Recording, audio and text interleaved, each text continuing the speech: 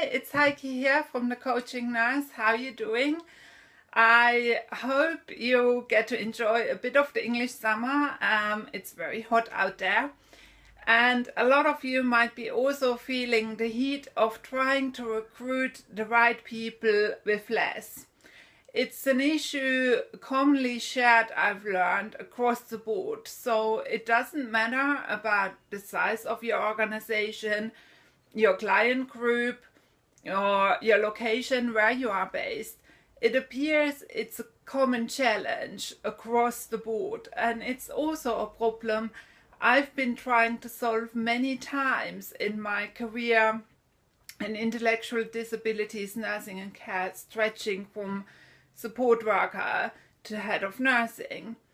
I accepted redundancy from my head of nursing job in 2014 after I ran many recruitment campaigns where I experienced the full highs of being fully staffed to establishment, as well as the issues that come about when you have more clients with specialing observation needs or higher support needs coming in, and you just don't have the staff to care for them. Anyways, I set up my own business, and then I realized the whole issue was that I didn't really have that many business skills. It meant I hit the books and I did a lot of research, and then it suddenly dawned on me. I thought, hey, if I would have had those skills, when I was trying to plan my recruitment campaign, I could have recruited the right people with less. I would have been able to make that happen. So here I am, developing this new video series and sharing with you what I've learned to help you save time, resources and effort. Let me introduce you to my Lean framework. I'm a big fan of acronyms after being in healthcare for so long. So Lean stands for locating the right person, engaging your future workforce, assessing and selecting the right person, and negotiating a win-win situation for you and your candidate. Before you can do any of that though, it's a good idea to start at a baseline and think about your current operational and clinical challenges.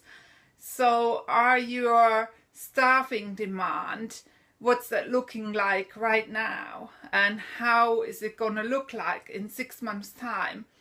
It's important to consider this because sometimes you have emergency referrals, you need to respond very quickly to changing circumstances. It takes about 3 months on average to recruit one person. So it's vital you plan ahead as much as you can.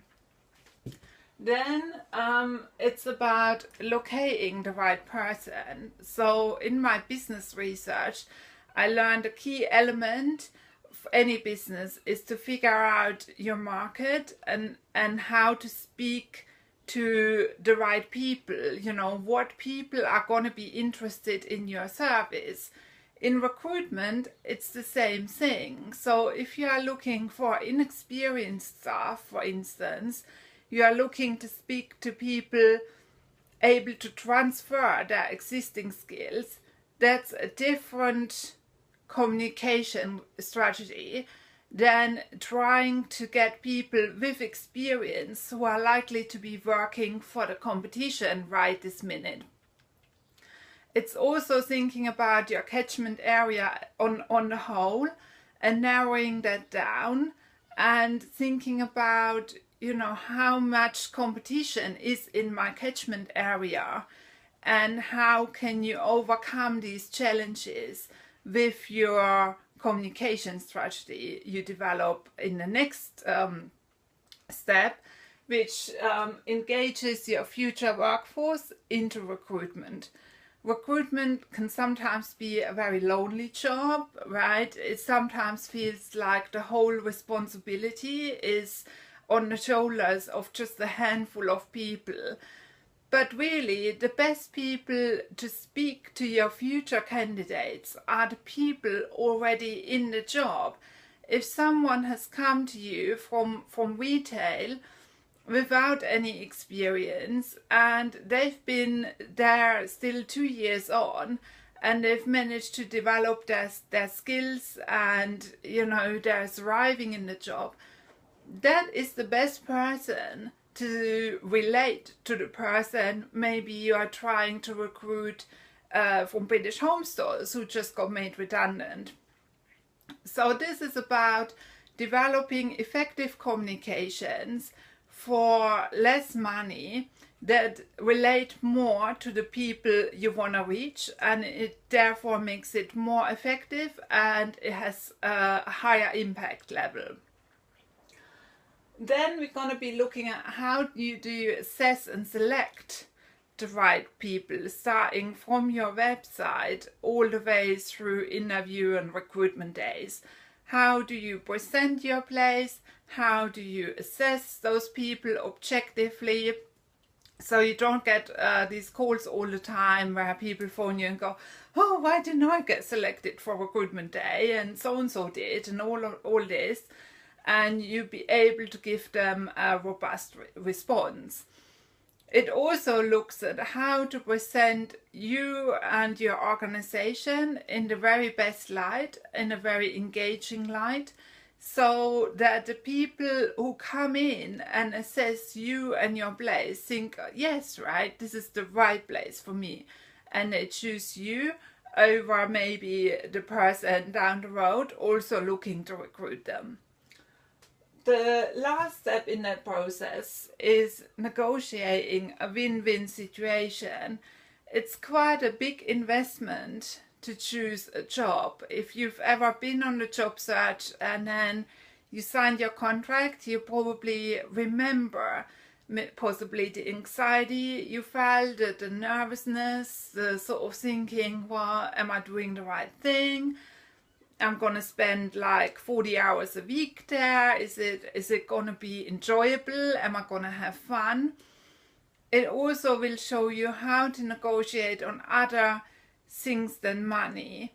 A lot of people believe it's the money on the table that matters, and they compete on salary. But we all know people who left their very well-paid jobs to pursue another venture altogether that paid less but made them happier. And the person who comes to you, they might be looking to spend less time working in a very challenging and high-paced environment and more time developing their sensory communication skills. It's the same the other way around. So it's important you consider all aspects of negotiation so that you can get to a win-win deal. The last part is evaluating the effectiveness of your campaign. A lot of people think their campaign failed if they fail to recruit into all of the vacancies.